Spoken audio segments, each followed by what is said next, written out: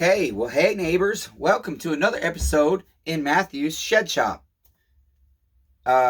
We just finished John's 028 Super Wood Boss, and I thought I better ought to tear one more saw down tonight. I was looking at what neighbor saws I have left to do, and I think I would enjoy very much to get the last little bit of dirty done. I like sometimes just working in just clean. And so I will work my butt off to get all the dirty, nasty stuff done of a series of stuff that I've got going on. And then we will just start cleaning everything. And then I will have a nice clean area, and I work much more efficiently if I do it that way. So I'm going to clean the bench off. We're going to give you as brief a story as we can on the neighbor saw we're going to be working on. And then I want to focus real hard on making this video 100% instructional. And I've done quite a few of these 170, 180s, and I know I'm quick at tearing them down most of the time. Sometimes I'll run into little problems, but I don't anticipate any with this. It seems low hours, but it's one of them ones. It probably just sat around, and the crankshaft seal got dry and started to get hard. And so when the saw started, or at least attempted to start, the crankshaft seal is bad. We know we have an air leak on that. I did not diagnose where. I just knew there was an air leak and that it was not human error on my attachments. I will verify that real quick while we're working on a saw. Once we're down far enough to expose the crankshaft seals, we will see, just to verify for our neighbor, that's what's going on. This neighbor bought my 028 Super that I had, and he, let's see. His name is John. This is a different John. We just did John L. John Luna's 028 Super. I'm using his last name because he's here on the channel as a subscriber. Thank you very much, John, for subscribing. John actually brought that Super over to me after seeing the YouTube I have, and has encouraged me to continue with the videos, that he really likes them. And a couple of neighbors have said that, and so I'm going to continue. I'm going to keep doing it. I know they're not perfect. We've had a couple of thumbs down on the shorts. I don't think any of the long videos have gotten thumbs down, but each short I did had one thumbs down, and so I'm assuming the same person. But I wish I knew what they didn't like about it. So if you don't like a video I do, you guys go down in the comments below. John came over, bought the Super. He was real happy with it. And he also brought with him his, let's see, 017. And I don't know, I felt like for some reason he had another one. I'm very tired, guys, unfortunately. When I said clean the bench up, I don't mean like extensively. We're just going to make room to work on neighbor's saw. And John had his little boys with him, and I wish I could remember remember their names, but I cannot. I'm sorry, John. I'm going to ask you. John, I better use their initials. John B. John B had his two children with him, his little boys, and I told him I love when neighbors come over, and one of his little boys was plugging his ears while we was revving that saw up, and it was a rainy day, so we couldn't quite get it tuned in. I didn't anticipate I would, but I went and I got earmuffs, and I tapped him, and I said, "You want these?" And he, and I put the earmuffs on his kids, and I have a son, you guys, that I haven't seen in a long time. We're not going to talk about it right now, but we will someday, I promise. On this channel, you guys will know exactly who I am. I don't hide much of my life. I'm very open. I confess my sins. I see no reason to hide it. And some people will say some sins are private. Well, you know, Bible says confess your sins one to another. And I can tell you right now, you don't have to believe in Jesus to confess your sins one to another. Essentially, it helps release the burden, and it also helps hold you accountable to work on your character and become a better person to your neighbors, because if we're good to our neighbors, all 8 billion of them, the world will get better and our lives will be less chit. We just got to love one another, you guys, and life will be less chit. We got to help each other swim in the soup of life that is poop that comes out the butthole. And so, basically, I diagnosed his saw very briefly, and he knows I'm busy, and so I said, "Hey, buddy, this is what's going on, and this is what I can do for you." And he said, "Yeah, proceed." And so because he purchased my 028 Super, I did give him a 25% discount on his labor. And I don't mind doing that on these little saws, because I can do them pretty quickly. it's still many hours, and the hourly rate equates to be little, but when you're doing multiple projects at once, it does kind of balance out in the end, you guys. We're almost there. Ports blocked for back test. Look at that, ports. We left the ports blocked for the back test, so that's great. So right now, all that means is there's rubbers to block us. We're going to be able to easily back pressure test this once we get to what we need. Okay, I'm going to turn you down to the saw now, you guys, and we're just going to see me tear a saw. You guys are going to see me tear a saw apart really, really fast. And I'll do the best I can to explain what I'm doing as we go for you guys so that you can learn if you have this saw. Okay.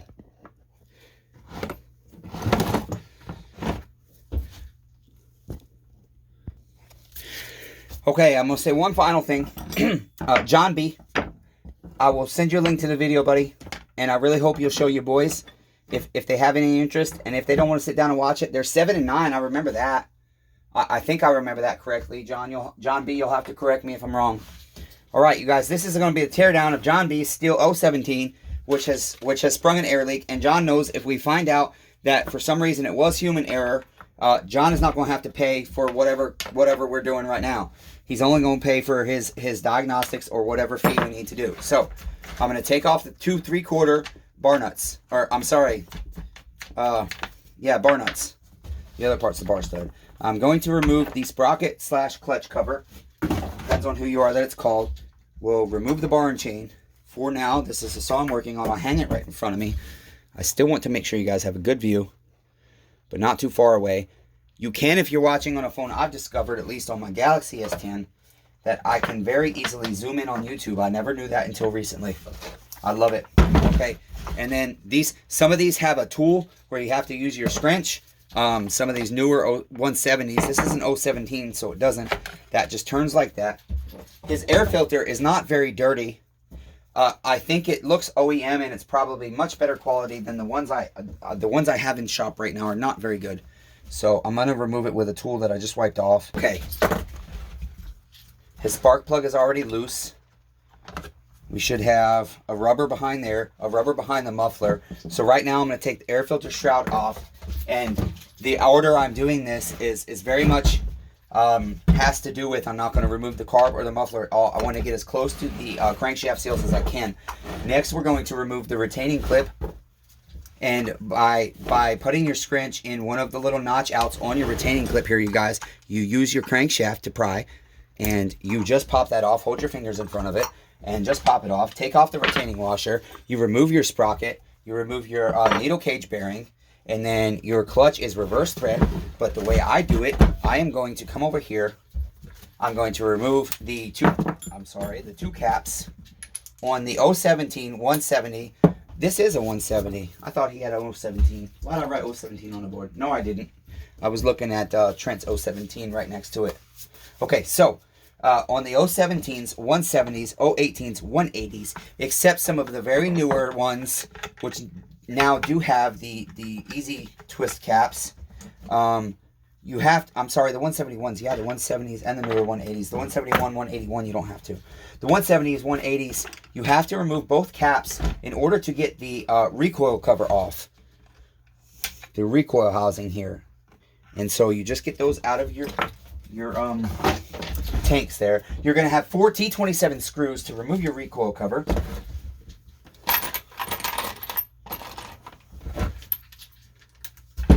One, 2, 3 up at your chain brake handle.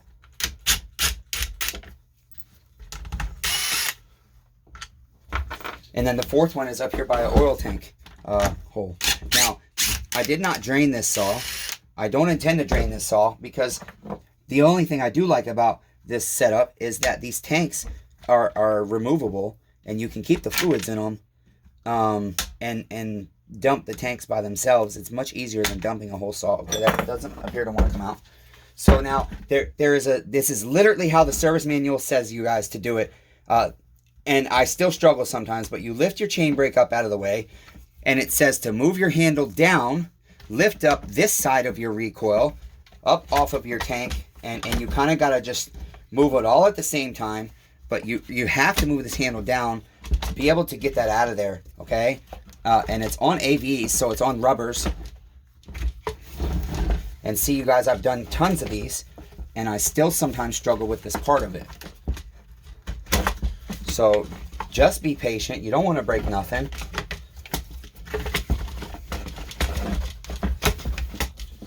And that's it. That is literally how the manual tells you to do it. Okay, so next I'm going to put my caps back on. The gas tank is completely empty, so I'm going to take the tank out. But I'm going to put the cap back on to keep the gas tank clean. On this model, your fuel hose is just clipped in there, and you can just take it out like that, and you can literally pull that whole tank out. The flywheel has to come off to get the oil tank out, and we're taking it off anyways because we're trying to find our air leak for the customer, just to verify that it wasn't human error in where I've set up and hooked up to the saw.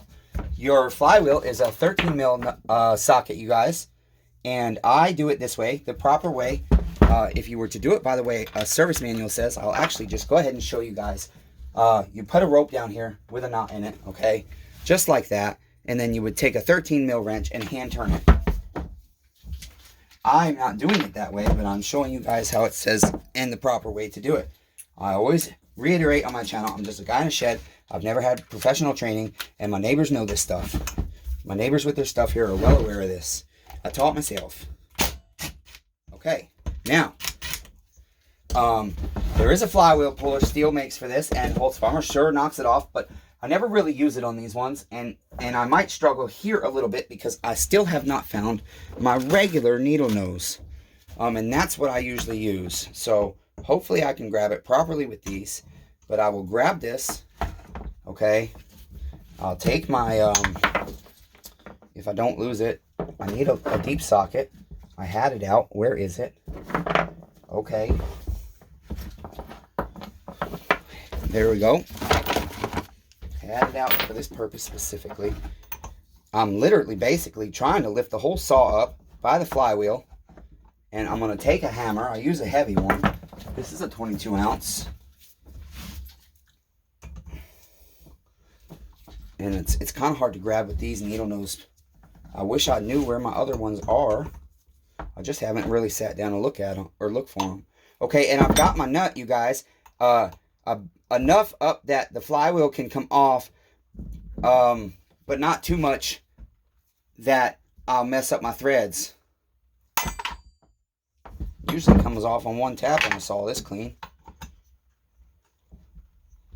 So we'll try again. These aren't the needle nose I usually use again. There we go. I lost my socket on the floor. That's okay. Even so, it's still going pretty quick. Okay. One great way not to lose your flywheel nut is just stick it to your magnet. He's got points that are rusty. We're going to clean that up because that can cause a problem. That crankshaft seal is now exposed. Ooh, careful there. I got to put my cap on my oil tank. I'm not going to remove the tank. I don't need to right now. I took the gas tank out and I didn't need to. It didn't have fluids in it, but that's okay. I'm just in a hurry, you guys. But I'm not going to damage my neighbor's saw. And if I do, I got like, I don't know, hundreds of these parts down there. I've got boxes upon boxes of this stuff right now. It's ridiculous.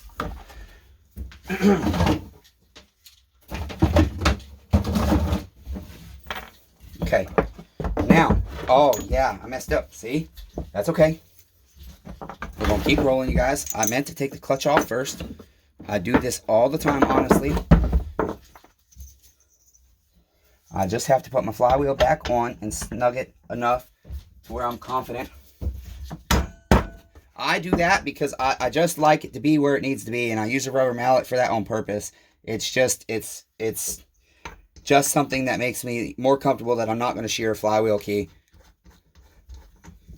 I just need that on there enough that it'll hold snug so that I can get my clutch off. Okay, now I'm going to take a 3/4 socket.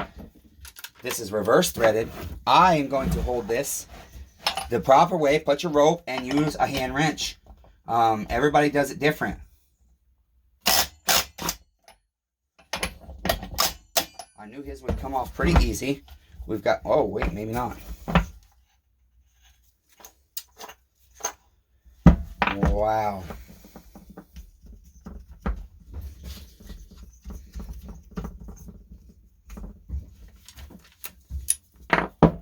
This is good that you guys are going to see this. Right now, I did shear this flywheel key. 100% did. I 100% just busted that flywheel.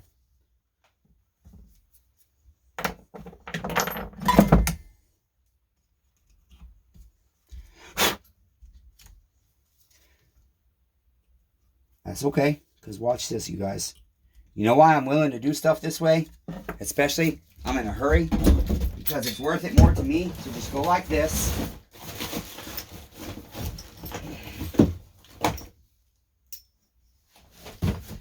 And there's a nice flywheel off of a nice 170. Just like that. That's now his. He's not going to get charged for that. That's free. I broke his flywheel. So what? I'll replace it. No big deal. I'm in a hurry.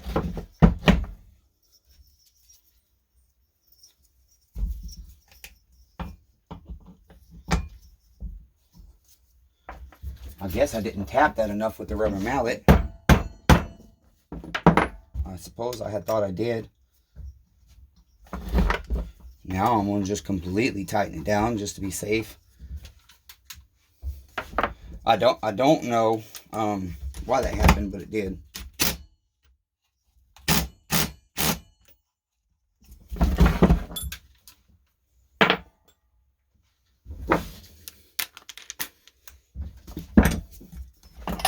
Left thread.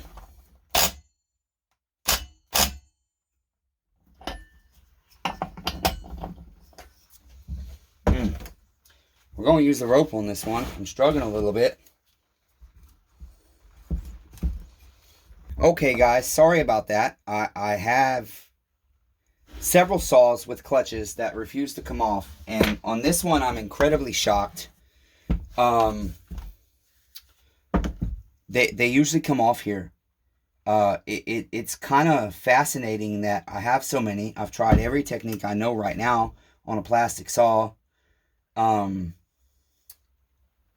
I do not want to damage this top end, and therefore, for now, I'm going to check for an air leak over here on the flywheel side. And if the air leak doesn't present there, I'm going to see if I can get it to expose itself even behind the washer and everything with enough water back there and get bubbles to blow. And if that's the case, we'll just let John B know that we're struggling to get his clutch off, and we have to think about what to do about 5 saws in a row. All 5 saws I've done today. All 5. Every single one of them, the clutch won't come off. I don't quite understand it. It's really, I really don't. I've never quite experienced anything such quite like it. And it just is just terrible luck, I suppose. But we're just going to stay encouraged. We're going to keep on rolling. And we're not going to give up. And that's all you can do. We will figure it out.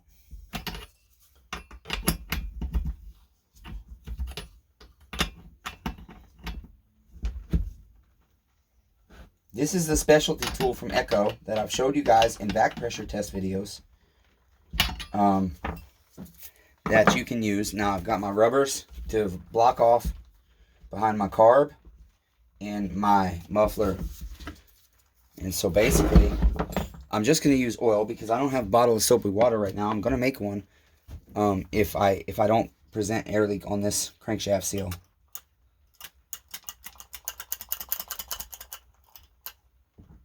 And then if I do, we're still going to have to figure out how to get that clutch off because we have to. I'm not presenting any air leak on the flywheel seal. Oh, yes, I am. There we go. You guys will see. There you go, John.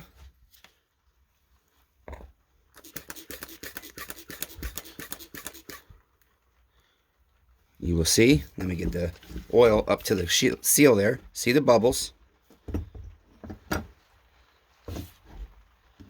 And I've told you guys in other videos, it's right where those seams and that seal comes together. That's 100% an air leak.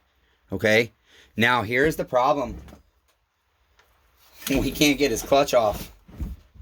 I've never had so many clutches stuck in my life on chainsaws. I mean, it's occasional in an old saw. His saw is not. It's not that, It's not that old. And so it really does shock me that his clutch it isn't wanting to come off. We have to... I grabbed another flywheel because his sheared, even hand wrenching with a rope. I've tried everything. And so we grabbed him another flywheel out of the box down there. And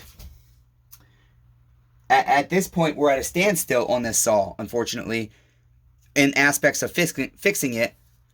But in order to get this top end off, I do believe the rear handle has to be out of the way. And so I will finally show you that, guys, as the last thing we do to this saw for tonight.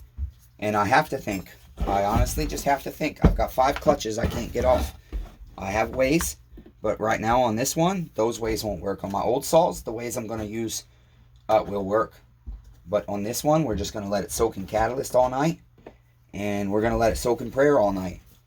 And then we'll come back at it. Not tomorrow. Tomorrow we've got to spend most of the day, if not the whole day, ordering parts and inventory. It is Friday. And so I'm going to try and spend the day doing that. Tomorrow is Friday.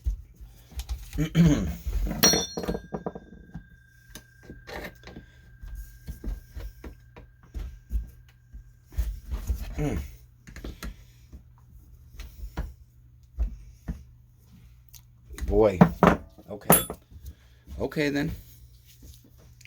Now John B saw, doesn't like me. Because I talked dirty about it. I said it weren't that old. I mean, I said it don't make sense that you don't want to let your clutch go. You're a party saw. You're clean. You're not that dirty. You know, I have on my business cards, you guys, a logo that says Chainsaw Whisperer. And so I thought about being silly with you. I said this video was going to be short, and I guess I failed. I feel like sitting here to this saw and be like, why won't you let your clutch go? Talk to me, sweet girl. What do you need? You need a rest tonight. You need prayer. Oh, you're brand new and you don't want to be taken apart. Oh, because somebody let you sit. And your crankshaft seals got hard. And the weather made them expand and contract too much. Oh, okay. Okay. So if I let you rest tonight and soak in the fact that I'm going to make it brand new, you're going to let me have your clutch tomorrow? I have to wait and find out. Oh, probably Monday. Sunday. Okay, Sunday. All right. She says we can have her clutch Sunday, maybe. There you go, John. Not up to me. Up to the saw. Up to the king of the universe. We'll pray. Yes, you guys, I'm just joking around. Trying to make light of the situation that I have 5 saws today with clutches that won't come off. What else are you supposed to do? You know, we're just going to keep persevering. We're going to keep persevering, and we're going to help our neighbors. And we're going to make money so that my uncle don't have to live in a moldy house. That's it. And so I don't have to live in a moldy house too. That's it. This AV buff is giving me a hard time.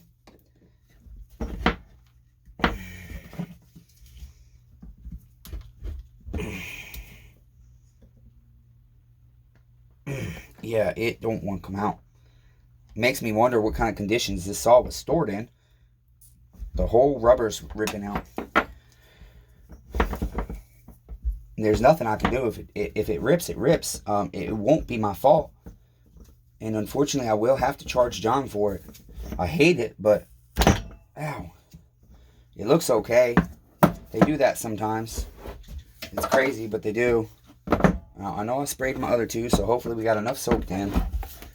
Now, there's no screw on this wrap handle, you guys.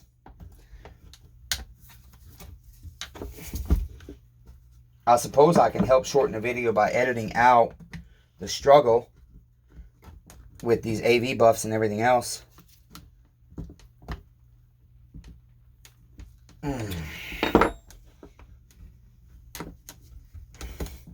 It's okay, girl. I'm not trying to hurt you. I'm trying to make you all better so John can put you to work. he's got 2 little boys that are going to need a light chainsaw to learn how to cut wood with. And I'll be darned if you just aren't the perfect size for a young man to learn how to cut wood.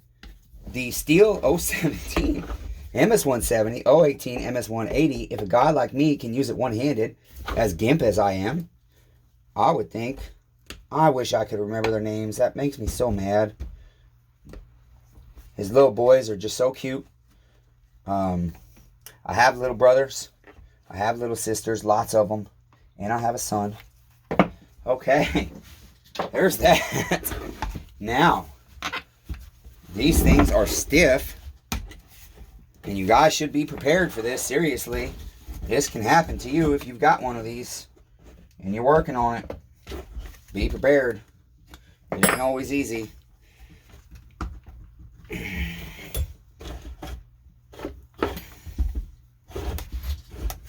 On this one, I like to get my screwdriver. I don't know about on this particular saw, but usually I can get my screwdriver back there.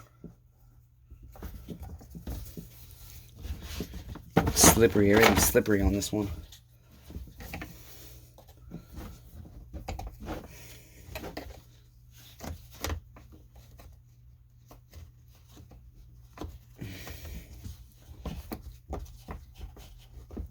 And I get that screwdriver through without ripping and puncturing that rubber.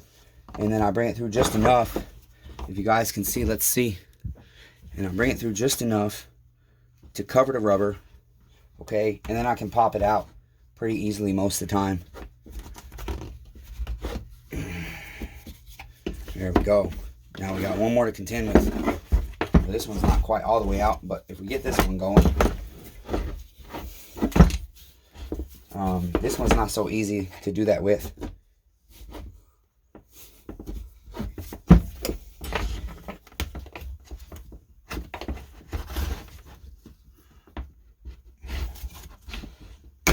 Okay, there we go.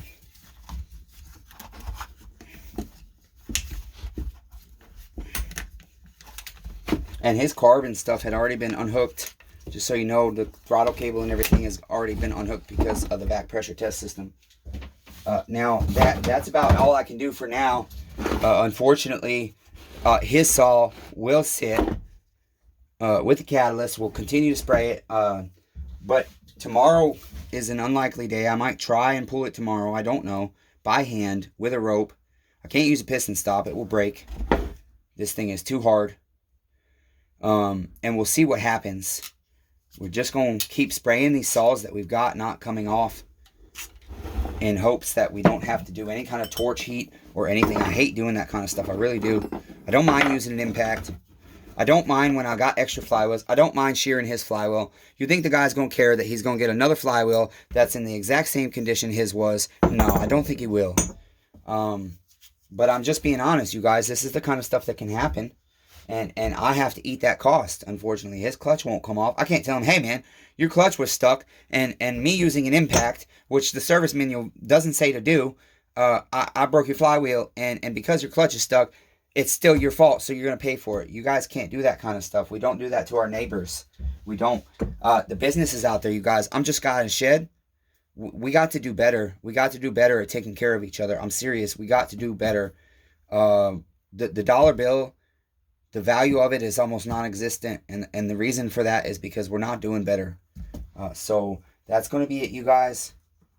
If you like this video, I would really appreciate it. Smash the thumbs up. Subscribe to the channel if you have not already, and hit the bell notification and click on all so that you can follow all the stories of the chainsaws that we're redeeming for our neighbors right now, as well as the projects we're redeeming to put out in the community with you neighbors. We'll see you on the next one.